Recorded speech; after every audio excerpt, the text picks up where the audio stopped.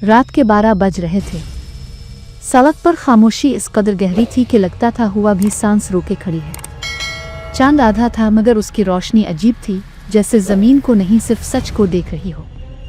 Ahmad motorcycle पर अकेला जा रहा था। ये सड़क चकवाल के करीब वीरान पहाड़ी रास्ता दिन में भी खौफनाक लगता था, मगर रात को ये रास्ता सिर्फ रास्ता नहीं रहता, ये एक दावत बन जाता था। लोग कहते थे यहाँ नज़र आने वाली हर चीज़ हकीकत नहीं होती। अहमद उन बातों पर हंसता था। वो शहर में पला बड़ा पढ़े लिखे लोगों में रहा। जनवत, छलावे, आसिब, सब कहानियाँ लगती थीं। मगर आज वो सब कुछ बदलने वाला था। पहला मंजर, अजनबी लड़की। मोड़ मोड़ते ही उसकी नज़र सड़क के किनारे खड़ी एक लड़की पर पड़ी। सफ़ेद लिबास, खिले बाल, नंगे पांव। वो साकित खड़ी थी जैसे किसी का इंतज़ार हो। अहमद ने ब्रेक लगाई। इस वक्त यहाँ इसके दिल में हल्की सी बेचैनी उभरी, मगर इंसानियत गालिब आ गई। क्या हुआ? इसने पूछा। लड़की ने सर उठाया।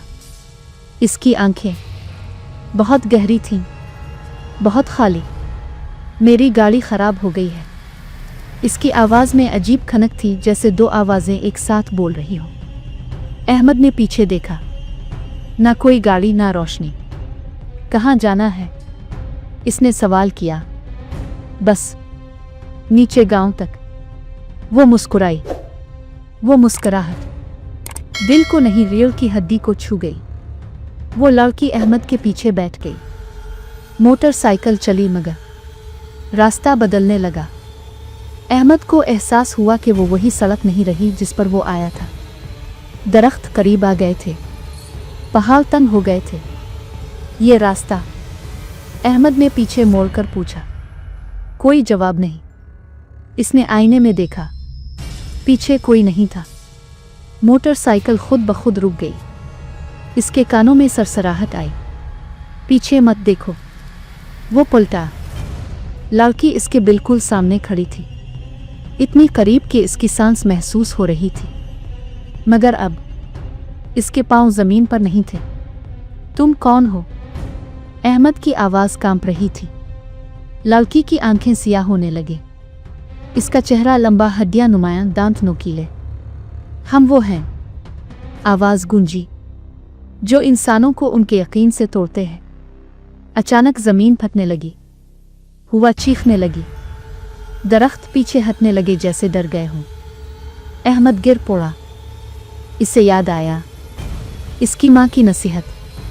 बेटा, रात के वक्त सुनसान जगह पर अगर कोई मदद मांगे तो आयतल कुर्सी पढ़ लेना। इसने कांपते होंठों से पढ़ना शुरू किया। एक चीख बुलंद हुई। लड़की पीछे हटने लगी मगर हंस रही थी।